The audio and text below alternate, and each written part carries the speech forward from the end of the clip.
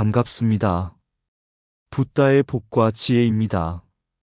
부처님의 가르침은 우리에게 세속의 얽매임을 넘어 스스로를 바르게 가꾸고 지혜와 자비로 세상을 밝히는 길을 가르쳐 주셨습니다.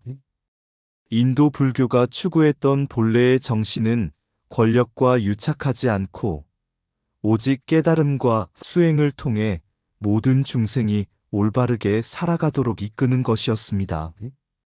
우리는 그 가르침을 따라 세속의 욕망에 흔들리지 않으며 자신을 닦아나가는 과정 속에서 참된 평온을 찾고자 합니다. 오늘도 바른 지혜와 자비의 실천 속에서 우리 모두가 올바르게 가꾸어진 삶을 살아가기를 기원합니다. 자, 그럼 삶을 모두 올바르게 가꾸어 가고 있다? 이게 인도 불교의 특징이다. 그 여정을 함께 해볼까요? 옛날 인도의 한 마을에 수마나라는 젊은이가 살고 있었습니다. 그는 부유한 상인의 아들이었지만 재산과 명예보다는 진리를 찾아 떠나고 싶어 했습니다. 그러나 그의 부모는 세속의 삶을 떠나는 것을 반대하며 말했다. 사람은 세상을 떠나기보다 세상을 가꾸어야 한다. 네가 상속받을 재산과 책임을 버리고 출가한다면 가문은 어떻게 되겠느냐? 고민하던 수마나는 부처님을 찾아가 자신의 갈등을 털어놓았습니다. 그러자 부처님께서는 미소를 지으며 말씀하셨습니다. 올바르게 가꾸는 것은 재산이 아니라 마음이니라. 세속을 떠나지 않아도 바른 지혜로 삶을 닦는다면 이미 출세간의 길을 걷는 것이니라. 부처님은 길가에 피어난 작은 연꽃을 가리키며 덧붙이셨습니다. 이 연꽃을 보아라. 진흙 속에서 자라지만 더러움에 물들지 않는다. 마치 연꽃처럼 세속에 있으면서도 탐욕과 집착에 물들지 않는다면 그것이 바로 올바르게 가꾸어진 삶이라 할 수 있느니라. 수마나는 그 말씀을 듣고 깨달음을 얻었습니다. 이후 그는 출가하지 않고도 바른 삶을 실천하며 상인으로서 공정한 거래를 하고 사람들에게 베풀며 청정한 마음으로 살아갔습니다. 사람들은 그를 보며 재산을 가진 자가 아니라 지혜를 실천하는 자가 참으로 부유한 사람이다라고 말했습니다. 이렇듯 삶을 올바르게 가꾸는 것은 출가의 여부가 아니라 탐욕과 어리석음을 버리고 지혜와 자비로 살아가는 것입니다. 이는 곧 부처님께서 가르치신 참된 불법이며 인도 불교의 본래 정신이었습니다. 옛날 인도 마가다국에 한 젊은 왕자 제타지어가 있었습니다. 그는 어릴 때부터 세상의 부귀영화를 누리며 자랐고 장차 강력한 왕이 될 운명이었습니다. 하지만 그의 마음속에는 늘 하나의 의문이 떠올랐습니다. 왕이 되어 나라를 다스리는 것이 인간으로서 가장 위대한 일인가? 아니면 다른 길이 있는가? 그러던 어느 날 제타 왕자는 부처님께서 기원정사에서 법문을 설하신다는 소식을 듣고 찾아갔습니다. 그는 부처님께 물었습니다. 세상을 다스리는 왕과 출가하여 수행하는 수행자 중에 누가 더 큰 공덕을 쌓는 것입니까? 부처님께서는 온화한 미소를 지으며 말씀하셨습니다. 제타여, 세간은 사람들이 살아가는 곳이며 출세간은 진리를 찾는 길이니라. 왕이 되어 백성을 보살피는 것도 가치 있는 일이나 그것이 탐욕과 집착에서 비롯된다면 끝없는 윤회의 굴레에서 벗어날 수 없느니라. 부처님께서는 근처에 있던 두 그릇을 들어 보이셨습니다. 이 한쪽 그릇은 금으로 만들어졌으며 값비싸고 아름답다.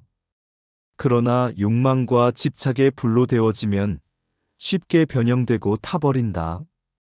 다른 한쪽은 흙으로 빚어졌으나 물을 담아 생명을 기를 수 있다. 금으로 된 그릇이 반드시 좋은 것이 아니고 흙으로 된 그릇이 반드시 나쁜 것이 아니니라. 중요한 것은 그릇이 무엇을 담느냐이다. 제타 왕자는 깊이 생각에 잠겼습니다. 그러면 저 같은 왕은 출세간의 길을 갈 수 없다는 것입니까? 부처님께서는 조용히 머리를 끄덕이며 말씀하셨습니다. 왕이라 하여 출세간의 길을 갈 수 없는 것이 아니라 왕이기에 더욱 조심해야 하느니라. 세속의 삶을 살면서도 탐욕에 물들지 않고 정의로 백성을 다스리며 지혜로 세상을 밝히는 것. 그것이 세간 속에서 출세간의 길을 가는 참된 방법이니라. 그날 이후 제타 왕자는 왕위를 계승하고도 부처님의 가르침을 실천하며 나라를 다스렸습니다. 그는 부처님과 승가에 귀의하여 많은 사원을 세웠고 백성들에게도 탐욕과 어리석음을 버리고 바른 삶을 살도록 가르쳤습니다.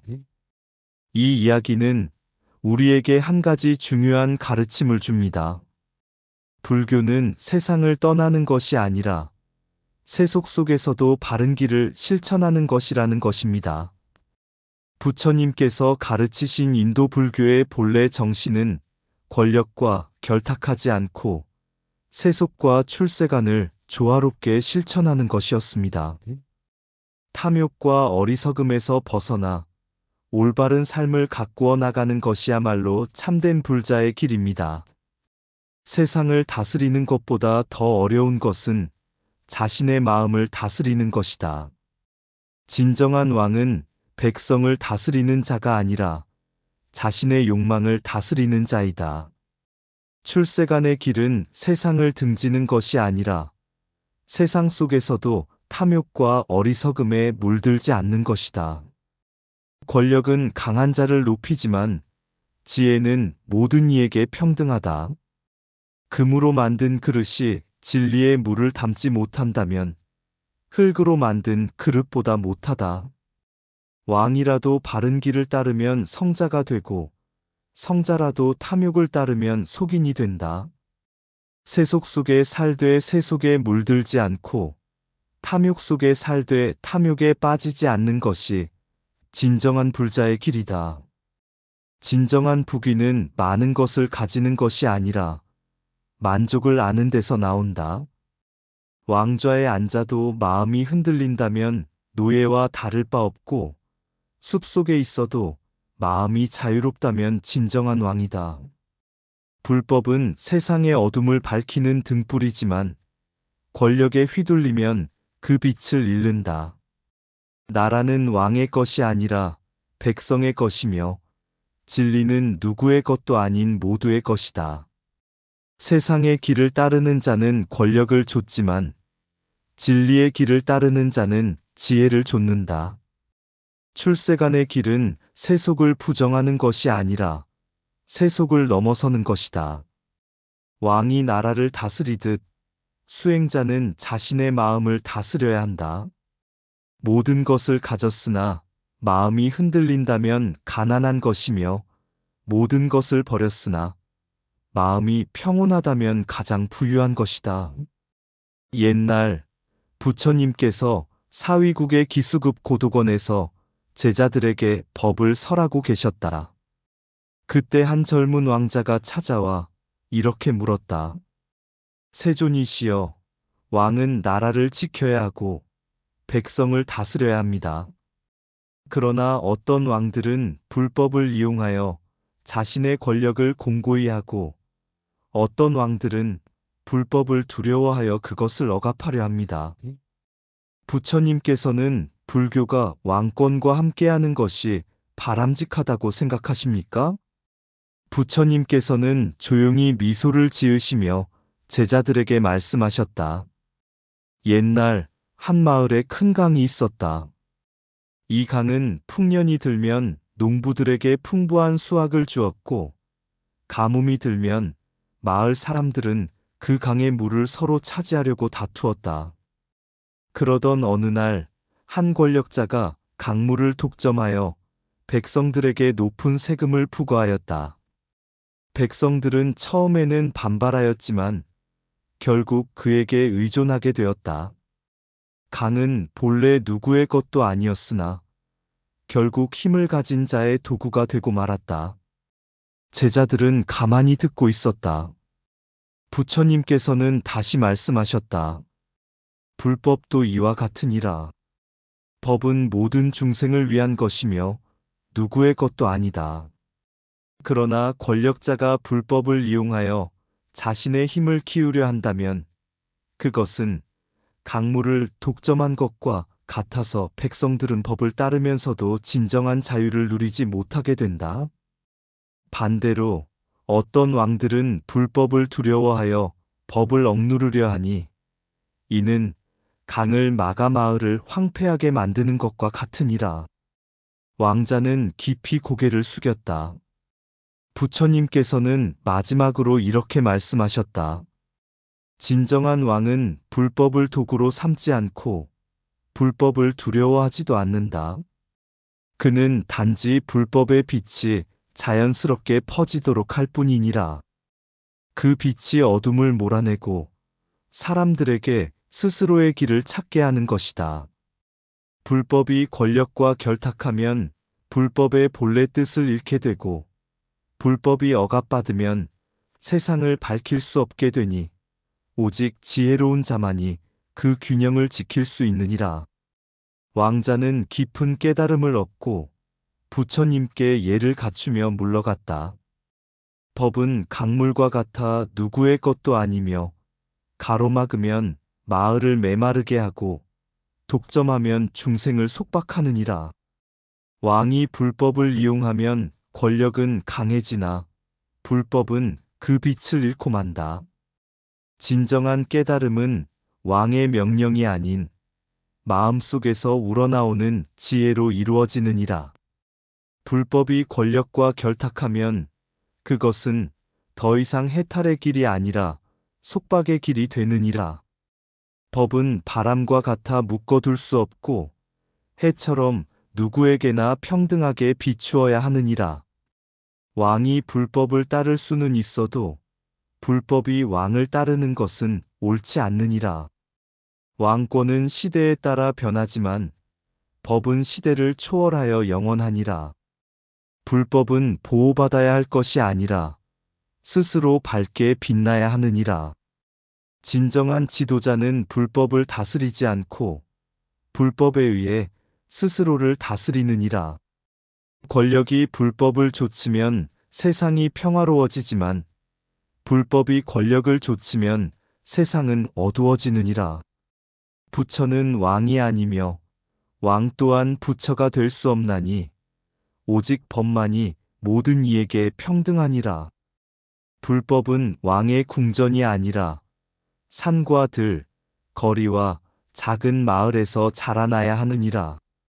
왕이 불법을 존중하면 그 나라는 번영하나 불법을 권력의 도구로 삼으면 그 나라는 쇠락하느니라. 부처는 세상의 왕이 아니고 세상의 왕 또한 부처의 길을 가려 하지 않으니 세속과 출세가는 다르나 서로 어울려야 하느니라. 진정한 법왕은 왕권을 탐하지 않고 진정한 왕은 법왕이 되려 하지 않느니라. 옛날 부처님께서 기원정사에 계실 때 한 제자가 이렇게 물었다. 세존이시여, 어찌하여 같은 불법임에도 나라마다 다른 모습으로 퍼져나가나이까? 부처님께서 조용히 미소 지으시고 말씀하셨다. 물을 보아라. 물은 한 가지 본성을 지녔으나 그것이 흐르는 땅에 따라 맛이 달라지느니라. 깊은 산속의 물은 맑고 차갑고 강물은 흙탕물을 머금고 흐르며 바닷물은 짜고 샘물은 달고 부드럽다. 불법 또한 그러하니 세상에 어디에 흐르느냐에 따라 그 색깔과 맛이 다르게 나타나느니라. 제자는 다시 물었다. 그러하다면 어느 물이 가장 올바른 것입니까? 부처님께서 연꽃 한 송이를 손에 들고 말씀하셨다. 연꽃은 맑은 물에서도 피지만 진흙탕에서도 피어나느니라. 물의 성질을 따지는 것이 아니라 연꽃이 어떻게 피어나느냐를 보는 것이 중요하니라. 그리고 부처님께서는 다시 말씀하셨다. 인도에서는 불법이 세속과 거리를 두고 스스로 빛을 발하였으며 동아시아에서는 불법이 왕과 함께 국가를 이끄는 길을 택하였느니라. 이는 비록 다른 모습이지만 모두 중생을 제도하려는 자비심에서 비롯된 것이니라. 다만 연꽃이 물을 가려가며 피어나지 않듯이 불법도 권력과 지나치게 얽히면 그 본래의 향기를 잃을 수 있느니라. 제자는 머리를 조아리며 부처님의 말씀을 깊이 새겼다. 그러하다면 세존이시여, 우리는 어떠한 마음으로 불법을 따라야 하옵니까? 부처님께서 손가락으로 하늘을 가리키며 말씀하셨다. 해와 달이 어디에 있든 본래의 빛을 잃지 않듯이 참된 수행자는 세속에 살더라도 불법의 본뜻을 잃지 않느니라. 왕과 함께 가든 홀로 가든 오직 자신의 마음을 다스리고 자비와 지혜를 실천하는 것이 가장 중요한 일이니라. 제자는 깊은 깨달음을 얻고 부처님의 가르침을 가슴에 새겼다고 한다. 이 일화는 인도 불교와 동아시아 불교의 차이를 인정하면서도 불법의 본질은 변하지 않아야 한다는 부처님의 가르침을 강조합니다. 인도 불교는 세속을 초월한 수행을 강조하였고, 동아시아 불교는 국가와 함께 발전하며 중생을 제도하는 방향으로 나아갔습니다. 그러나 불교가 국가와 결탁할 때 본래의 가르침을 잃지 않도록 경계해야 한다는 것이 부처님의 참된 가르침입니다. 연꽃은 진흙 속에서도 향기를 잃지 않나니 참된 불법도 세속에 물들지 않느니라.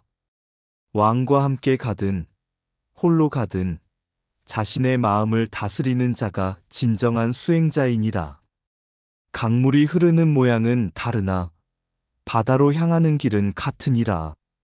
불법도 그러하니 길이 다르다 하여 본질이 변하는 것은 아니니라. 세속에 머무를지라도 세속에 얽매이지 말라. 그것이 부처의 길이니라. 불법은 태양과 같으니 구름이 가려도 빛을 잃지 않느니라. 권력에 기대어 번성한 불교는 권력과 함께 쇠퇴하나 수행으로 세워진 불법은 천년을 가도 무너지지 않느니라. 물을 가리켜 다투지 말라. 그 물이 바닷물인지 강물인지가 중요한 것이 아니라 그 물이 목마름을 적실 수 있는가가 중요하니라. 왕권과 불교가 가까워질 때는 지혜를 잃지 말고 멀어질 때는 자비를 잃지 말라. 법이 권력에 휘둘릴 때 불법의 등불은 바람 앞의 등불과 같으니라. 해와 달이 본래의 길을 잃지 않듯이 불법도 정치의 흐름에 흔들려서는 아니 되느니라. 부처는 왕의 법을 의지하지 않고 왕 또한 부처의 법을 강요할 수 없느니라. 불법은 강물과 같아 높은 곳에서 낮은 곳으로 흐르되 그 본질은 변하지 않느니라. 왕이 변하여도 불법은 변하지 않나니 오직 수행의 길만이 진실이니라. 세상의 흐름을 거스를 수는 없어도 불법의 본뜻을 잃어서는 아니 되느니라. 진정한 깨달음은 왕궁에서도 이루어지고 숲속에서도 이루어지나 권력과 탐욕이 있는 곳에는 이루어지지 않느니라. 옛날 한 제자가 부처님께 물었다.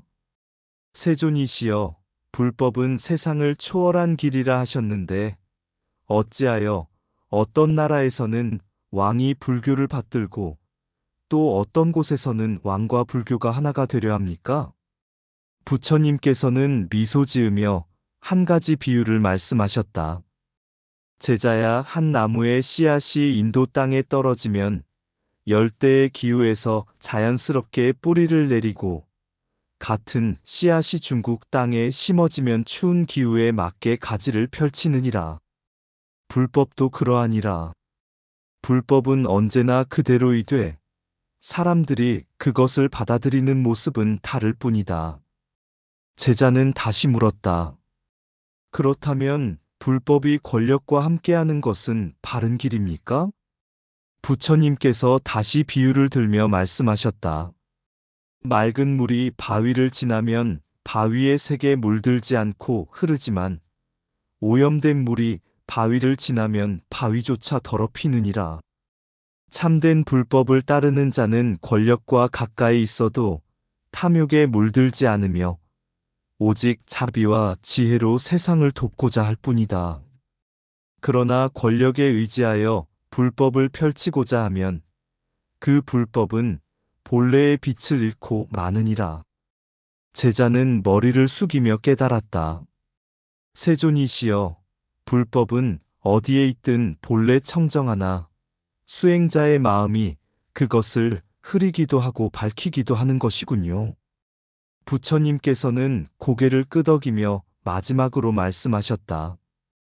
왕이 나라를 다스리듯 수행자는 자신의 마음을 다스려야 하느니라. 왕이 어진 정치를 펼치면 백성이 평안하듯 수행자가 바른 길을 가면 불법은 어디서든 빛나느니라. 그러므로 인도에서도 중국에서도 한국과 일본에서도 오직 참된 불법을 지켜야 하느니라. 그날 밤 제자는 깊은 명상에 들며 부처님의 가르침을 곱씹었다. 그리고 서원했다. 불법은 권력에 의지하는 것이 아니라 수행자의 깨달음 속에서 빛나는 것이다. 그 이후로 그는 어떤 권력과도 타협하지 않고 오직 수행을 통해 세상의 어둠을 밝히는 등불이 되었다. 권력과 가까워질 수도 멀어질 수도 있지만 수행자의 마음 속에서 지혜와 자비를 잃지 않는 것이 가장 중요합니다. 한 그루의 나무가 뿌리를 내리며 인도 땅에 흙을 품고 자라듯 불법도 땅에 떨어져 가르침을 주네. 새 속의 흐름을 따라가지만 그 본질은 변하지 않나니. 중국의 땅, 왕권의 빛 아래 불법은 권력의 손에 닿아가며 그 빛을 함께 나누고자 했지만 결코 본래의 순수함을 잃지 않도록 수행자여 지혜를 지켜라. 불법은 바위도 물도 그 흐름을 타며 세상에 스며가리라. 왕이 그 법을 지켜 나라를 평화롭게, 수행자가 그 법을 지켜 마음을 깨끗하게, 어디에 있든 진리는 그대로 빛나리라. 가장 깊은 곳에서, 가장 높은 곳에서 부처님의 가르침은 그 무엇에도 얽매이지 않네. 자비와 지혜가 모두를 이끌어 새 속의 바람 속에서 흔들리지 않으리라. 그래서 불법은 인도에서나 중국에서나 한국, 일본에서도 바람에 흔들리며 자라지만 그 깊은 뿌리는 언제나 하나라. 새 속을 넘어 출세관을 닫고 진리의 길을 따르는 우리는 그 길에 모든 존재가 함께하기를. 이상 붓다의 복과 지혜였습니다. 오늘도 복지구족한 날 되세요. 구독과 좋아요는 붓다의 복과 지혜를 밝히는 큰 자비의 등불이 됩니다.